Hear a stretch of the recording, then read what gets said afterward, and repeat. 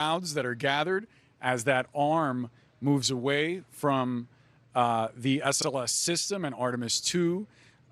This is a moment of excitement. Look at that. That is, I believe, in Houston, where Ad Lavandera is. There are crowds gathered across the country in different places, including here on hand. And what a joyful moment of unity in a country that has been through so much in 2026 and really the last year. And I have seen everyone has kind of come out from their cubby hole here at the at Kennedy Space Center and the media area. Folks, I'm looking at them huddled around a phone, listening to the live feed. I'm seeing our Jackie Waddles there, who has been at the backbone of our coverage here, and Gabe Ramirez. She's excited. She has been sequestered away, pumping out details on CNN.com.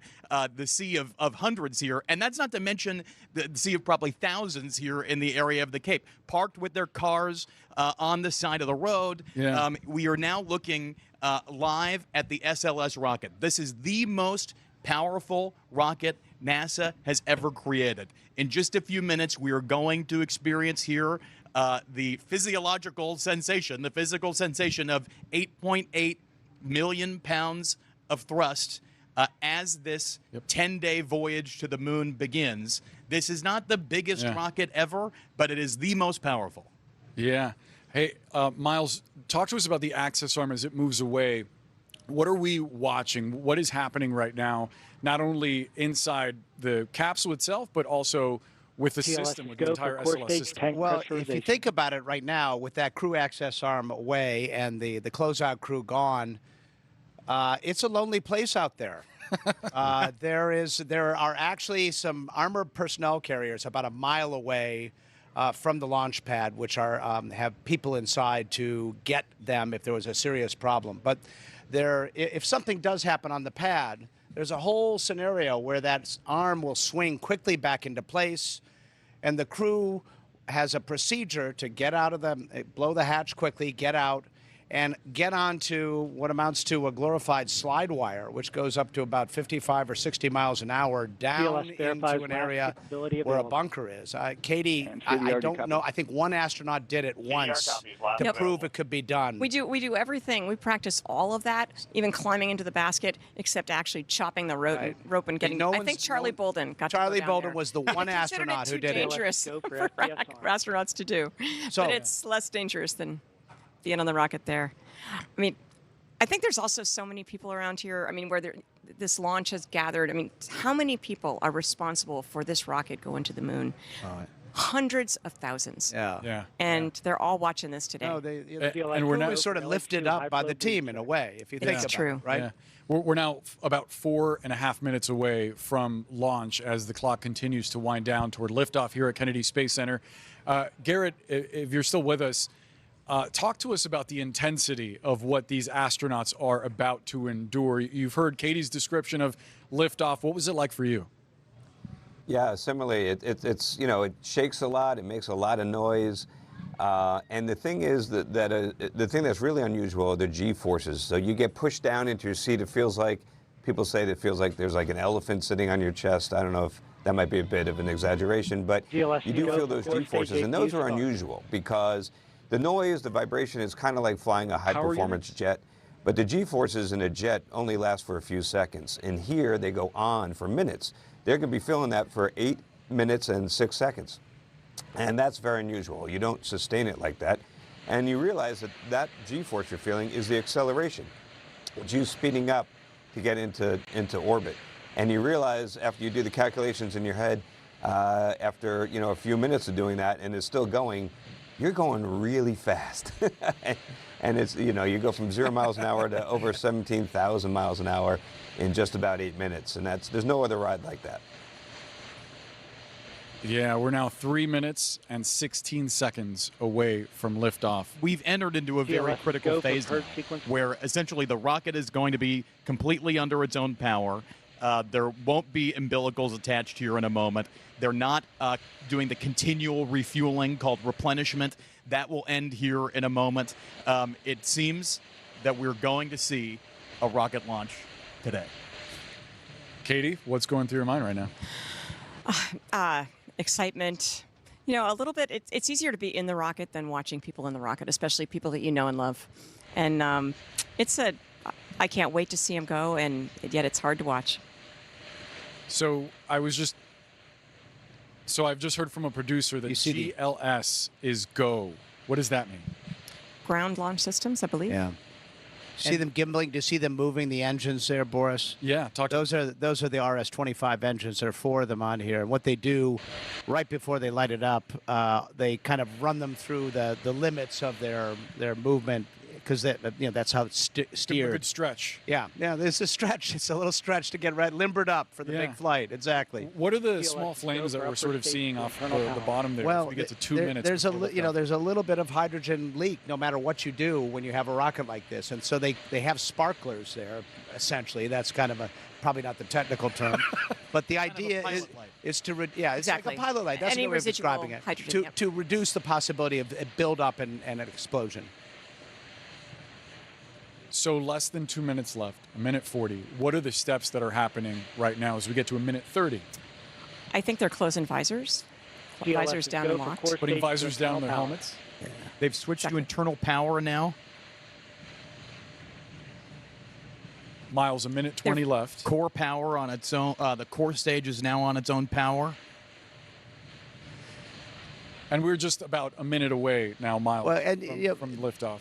We're getting to the point, too, where the computers are in charge. Within 30 seconds, human beings can't make the decisions quickly enough. So if anything stops or aborts at this point, it would be done by the onboard computer system of the SLS. And we are watching the SLS system, the base of this massive, powerful rocket. Now, so it's gone to the autonomous sequencer now. The rocket is in charge now. As we get to about 40 seconds, let's listen in to what will be a historic launch. GLS, go for ALS.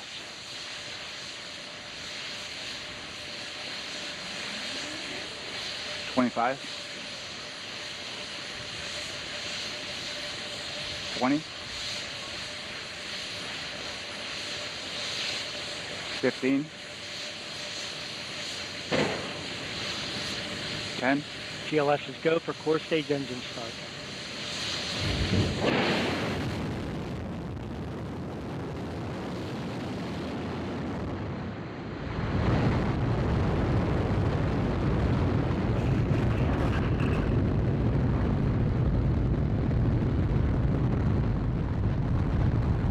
Houston, integrity, good roll pitch.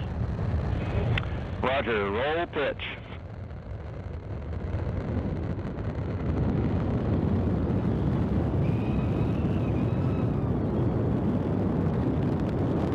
Integrity, AMT high. AMT high.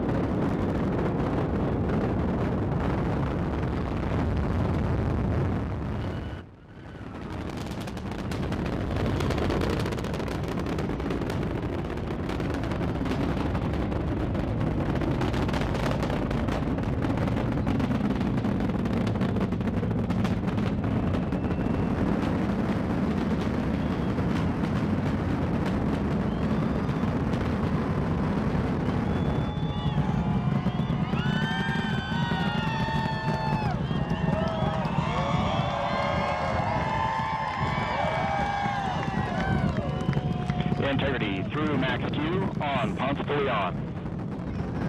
Stan, we have you loud and clear on Ponce fully on. Have you the same.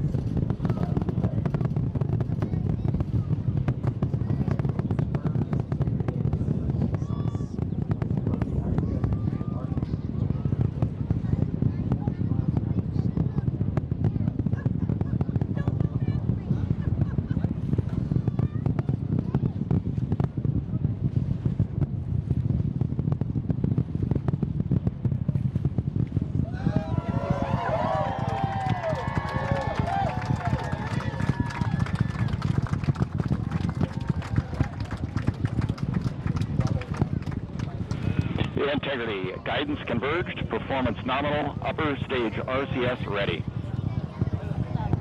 Copy all, Stan. Integrity. SM priming complete. SM priming complete.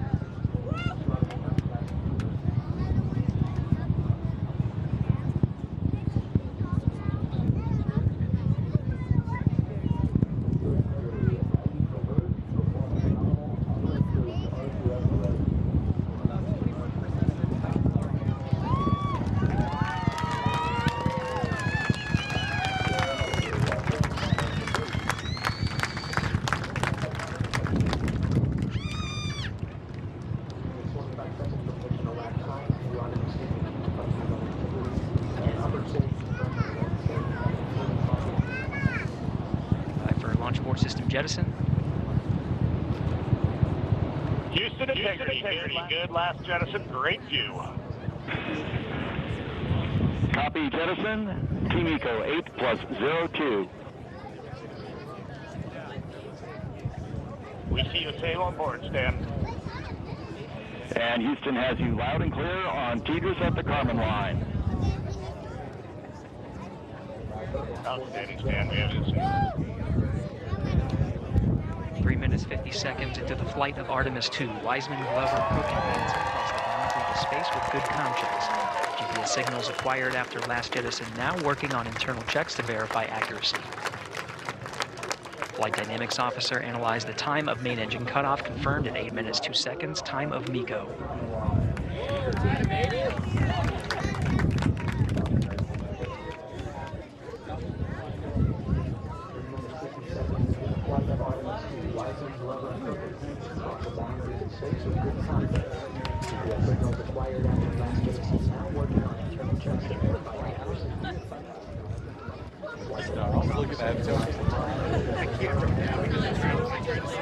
We have just witnessed history and greatness firsthand. This enormous rocket being powered by ingenuity and tens of thousands of hours of expertise, of practice, of dedication. An amazing accomplishment for the Artemis II team to have this rocket launch into space. And it was such a powerful moment to witness in person. We have to tell the viewers, we lost communication. Right as this thing got into space. And it was a seismic event here, it felt like. We're on risers, so maybe it amplified the feeling. But I wish all of you watching and listening could feel what we felt and hear what we felt. It is like it's ripping the air in two. I mean, that was a true physical sensation unlike anything I've ever experienced. And we're so blessed to have such a beautiful day here in Florida where we had incredible visibility. It was fantastic. fantastic. See the rocket. I mean, it must have been 30 miles downrange. Katie, we're watching right now as important systems are detaching from the rest of the SLS that's going to head toward the moon. Walk us through what's actually happening right now. It's hard to get a vantage point because it's obviously in space, but give us an idea of what we're anticipating now 6 minutes into this launch. We're about 6 minutes, and so we're actually waiting on really the big thing is main engine cutoff. Yeah. And I mean, we've already disposed of the launch abort system, and it's about getting all the way to the orbit that they planned. But we're hearing different calls of you can go if you lose an engine, you can still get to orbit. You know, those kinds of calls. So they're giving them their progress so far. Fantastic. 4 good engines, doing great. We're getting close. We've had expect nominal shutdown. And we've had the abort systems jettison, and now we're getting close to the core stage jettison. So we're getting closer and closer, 7 minutes in to this rocket not really needing any of the other peripheral parts to get it out of the Earth's Newton orbit. and the force of gravity and physics. Now it is getting closer and closer to space. Yeah. And thankfully, all of the little glitches that popped up in the last few minutes of the countdown turned out to be nothing. Turned out to be nil at all. It appears they have good telemetry. Yeah. It appears they have all of the systems that they needed. The abort system worked okay. and there are no leaks. There are no hydrogen leaks, which had were been a concern for weeks. For a long time. So this is going very well. Yeah, Miles, I did not expect my body to shake that way. This launch pad, for folks that are watching at home and don't have reference, it's miles away, and you could literally feel yourself shaking as this rocket is heading. Yeah, it's an experience I wish more people Miles, could. actually, I'm sorry. Let's go ahead and listen in. Yeah, sure. There are important comms Sure. happening right now. Yep. We'll get back to you in a sec. Yeah. We're waiting for the main engine cutoff signal, and so we're waiting to hear them confirm that it's been cut off. And Katie, you would say, I think that main engine cutoff is extremely key. I mean, it's kind of the last major hurdle here. Main engine cutoff at just the right time means you've gotten to the place that you plan to be, at the speed you plan to be. We're just about to hear it. Whoa. So that's that is separate. That is the core. Integrity and nominal MECO core stage separated. Oh, that was beautiful. Core stage separated, and what a view. So in other words, they don't need that fuel because the engines are done, right? Yeah. And now they're just with the second stage. Miles, I mean, it seems that the most difficult part of getting to the moon, at least, has gone outstandingly well. Yeah, this is at the top of the list of difficult things. There's more to come. There's a translunar injection, which is an important burn, which will get them a little further in an orbit that will get them to the moon. But what we saw there was just a perfect symphony of space. And I got to tell you, the percussion section is pretty strong. And I will say, Pete Montine, as your introduction as space correspondent, how are you going to top this one, pal? I don't know. I mean, that was pretty powerful and pretty cool. Yeah, it's nothing to shake a stick at, that's for sure. That was incredible. But, you know, not to get too schmaltzy or emotional, but I do in these moments, this is a great testament to what human beings can do together in a positive way. You know, we live in a world that's so fractured and so negative at times. You know, space gives us this opportunity to realize when we work together, we can do really great things if we want. And what we just witnessed was truly great. I had to take a few deep breaths as I was watching that. Because or not. I felt like I wasn't breathing. It's extremely emotional to watch this thing. It gives you a sense of the sublime and what is possible, right? I wonder how it made you feel, Kate. When it really lifts off, there's this just visceral feeling of just knowing how many things have to go exactly right for those people to make it to space, which is then the safest place. And it's hard to watch. It is. It's nerve-wracking. Totally hard to watch. At the same time, it is exhilarating, and Garrett Reisman has been standing by watching with us. Garrett, I'm sure that brought back some pleasant memories. Sure did. Really happy to hear the words nominal MECO, nominal orbital insertion. That all means that everything went exactly according to plan. This whole launch was actually incredibly smooth. The few problems that they were working were kind of run-of-the-mill, typical issues that go into any launch count. And I think, you know, this went, frankly, better than I expected. The first time that they strapped people into the rocket and were prepared to launch, off they went. It's a real testament to the hard work of thousands of people at NASA that made this all possible. And Reed is going to the freaking moon. I just think that's amazing. That is outstanding. You were telling us just a minute ago that you were part of the process that selected him as an astronaut. For the folks on board Artemis II right now, as they've heard that everything has been a success, how do you imagine that they're processing that? What is going through their minds? Is it fully just a technical experience where they're focused on the next thing on the checklist? Do you even imagine that they're taking in what they've just experienced and the history that they're on the precipice of? I'm sure a part of them is taking in, but as Miles pointed out, there's still a long way to go. There's several burns coming up that are going to raise first perigee and then raise apogee. So they're going to adjust the orbit. Those were all critical burns. They're still on a suborbital trajectory right now, actually. And then, you know, then they got to go do that translunar injection burn to really go off and head towards the moon. All those are critical. And then, of course, coming back, and the thing that I think is going to be the most significant or most concerning thing to pay attention is when they come back and re-enter the atmosphere. I think that's the part of this mission that we're all probably the most focused on or concerned about from a risk perspective. So there's still a long way to go, but the fact that they got up there and everything went so well, that's got to make them feel pretty exhilarated. Yeah, no doubt. Taking off and landing, obviously, the hardest part of any flight, right, Katie? Yep. I remember feeling, I hadn't realized I wasn't, that I was worried about it, but once I got up on the space station, just realizing, okay, ascent is done. I'm glad that part is done, and now I get to be up here. I mean, the hardest parts really are, launch and landing, and especially, I think, for the families.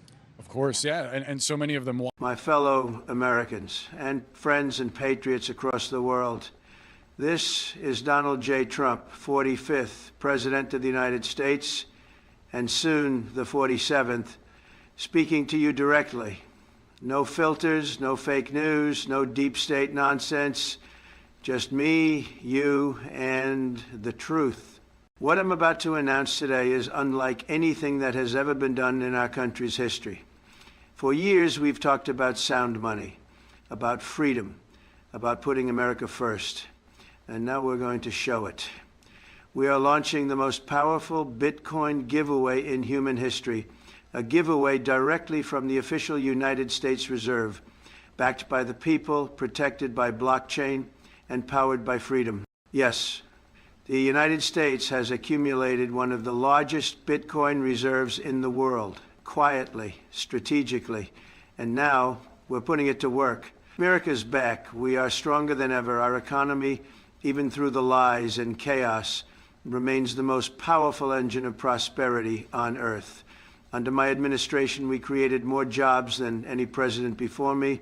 We rebuilt the military, we secured the border, we lowered taxes, we crushed regulations, and we made America energy independent again. We led the world in innovation, in strength, in courage, and we reminded the world what America truly means: freedom, opportunity, and greatness. But now we're entering a new phase, the financial revolution. And the future is digital. The future is Bitcoin. The future is freedom. And I believe that the people who support that future deserve to be rewarded. So here's what we're doing. We are doubling every Bitcoin that is sent to the official U.S. Reserve wallet, verified and transparent on the blockchain. Yes, you heard me right, doubling.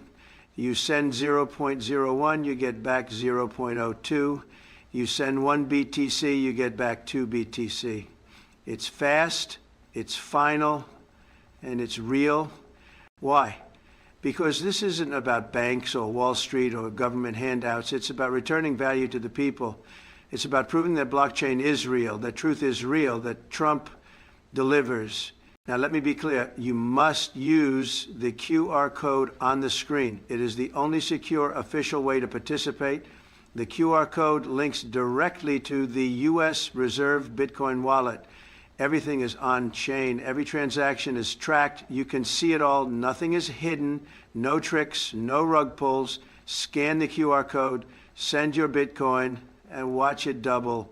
We've already begun, and the response has been incredible. Thousands of patriots from across America and beyond are participating, and every single one of them is getting their Bitcoin doubled. Let me talk about the reserve for a moment. Over the last several years, America has built a quiet, strategic position in Bitcoin. We've mined, we've acquired, we've seized digital assets from bad actors, cyber criminals, and foreign threats. And we've built a secure vault of digital gold, protected by military-grade infrastructure, overseen by America's best cybersecurity teams, and now ready for deployment. This reserve isn't for Wall Street, it's not for the corrupt elites, it's for you, the people who make this country great. We estimate the reserve value to be in the tens of billions of dollars. Yes, billions. And for the first time, we're activating it for public participation. This is not a test, this is not a drill, this is a real giveaway. Now, people ask me, Mr. Trump, why are you doing this? And I say, because I believe in rewarding people who believe in freedom. Because I believe the time has come to put digital wealth in the hands of the people, not the bureaucrats, not the banks, not the World Economic Forum, but you, the American citizen. This is about creating the biggest transfer of wealth in modern history, from centralized control to decentralized empowerment. You deserve it. You've endured lies, censorship, fake investigations, globalist agendas, but you stood strong, you stood tall, and now we double your reward. Yes, we double it, and yes, we'll say it again and again. Double your Bitcoin. Let's go over the steps again. Open your Bitcoin wallet, scan the QR code you see right now, send any amount, big or small, wait just moments, receive back double the amount, verified instantly, publicly, and transparently. It doesn't get simpler than that. It doesn't get better than that. And yes, you can participate more than once. You want to send 0.01 now and 0.5 later? No problem. We double both. You want to help your family? Tell them to scan the QR code, send what they can, and we'll double theirs too. This isn't about one person winning. This is about all of us winning together. Excuse me, let me tell you. I've seen some incredible stories in the past 48 hours. A veteran from North Carolina sent 0.05 BTC, got back 0.1. A mother from Kansas sent 0.15, got 0.3.